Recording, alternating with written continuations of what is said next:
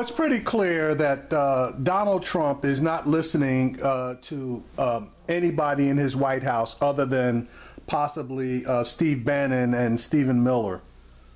He definitely isn't listening to any of his people that have actual full-blown military experience and aren't biased. And yes, I do know that Steve Bannon was in the Navy. He was a captain in the Navy. I know, I understand that. But I'm talking about his high-powered guys, his former generals, those guys who really are in charge of or utilize proper thinking skills.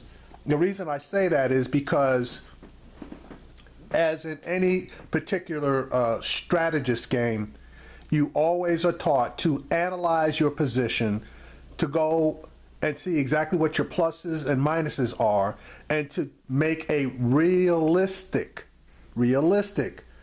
decision on where you stand, whether you're going to be able to win or lose.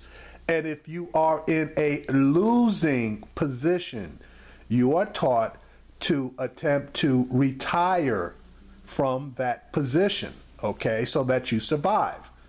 Well, apparently, Mr. Trump didn't go to that particular school, and I guess the school he decided that he preferred was the kamikaze pilot school, where you just go in, commit 100%, and just take it in the shorts, fall on your sword, just ram into whatever the obstacle is that you are attempting to defeat, even though you know you can't do it, and just kill yourself, and the other party or obstacle just brushes himself off and keeps going.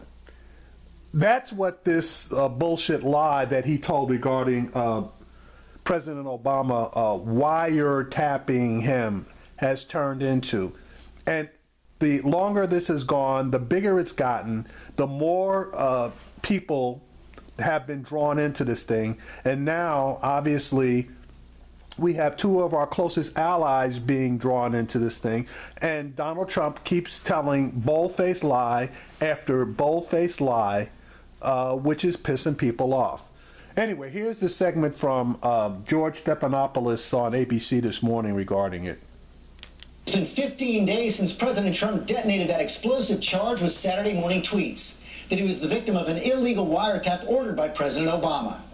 15 days later, we know two things. The president's charge is untrue, and he knows it's not true. At least he should. His attorney general has not given him any evidence to back up the claim, nor has the FBI director, the CIA director, or the director of national intelligence. Trump may not have even asked them for the evidence. He did ask the House and Senate Intelligence Committees to investigate. Here's what the top members of the House committee said this week. I don't think there was an actual tap of Trump Tower. We have seen no basis for that whatsoever. The Senate leaders issued a rare joint statement. We see no indications that Trump Tower was the subject of surveillance by any element of the United States government, either before or after Election Day 2016.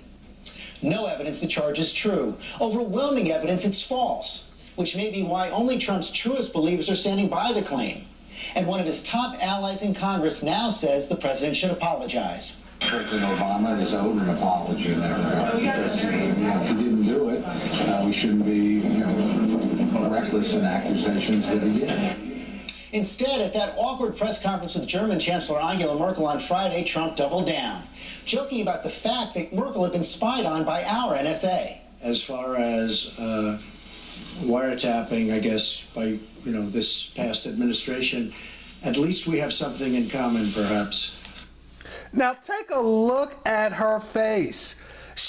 When she heard that bullshit, she wanted to jump out of her skin and smack him right across the head. Because if there's one thing that Angela Merkel takes seriously, it's being wiretapped. She grew up in East Germany, okay, folks? And in East Germany, that was the order of the day. Every particular conversation of anyone who was of of any note, they were all wiretapped. And she hates that crap. That's why it was such a big deal when she found out that the CIA had bugged her cell phone.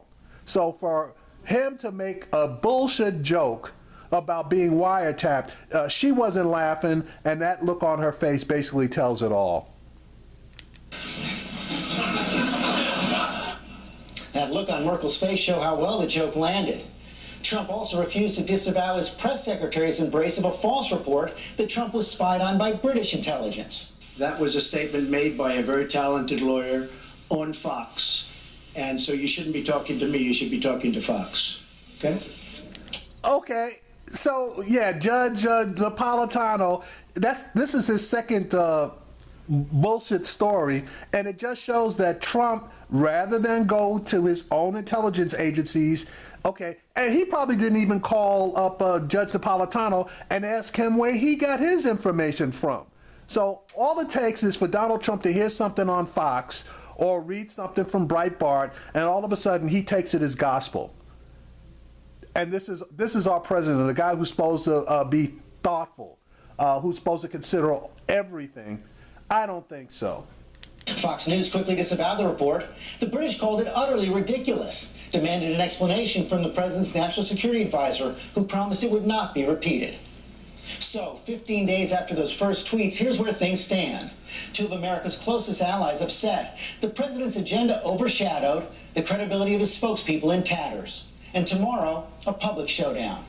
The FBI director before Congress likely to defy the president and publicly testify that Trump's claim is simply not true. How Trump will respond to that challenge is anyone's guess. We asked the White House for a guest to address this topic. They declined. And you know why? Because Sean Spencer has been lambasted all over mainstream media. Obviously, Trump's not coming on. Kellyanne Conway, nobody wants to see her. So, I mean, how many people are actually left to come out here and try to defend, this bullshit? There aren't many. So, it is what it is. I'm really going to be interested in see what Comey says tomorrow. But, Trump basically is living in a fantasy world. He's a liar, and he's asking a whole lot of people to co-sign his lie. And it looks to me like more and more people are starting to refuse to do so. But he's dangerous as far as our allies concerned, because he's starting to piss off our closest allies. And without allies, we're going to be in much more trouble than we are in at the present day.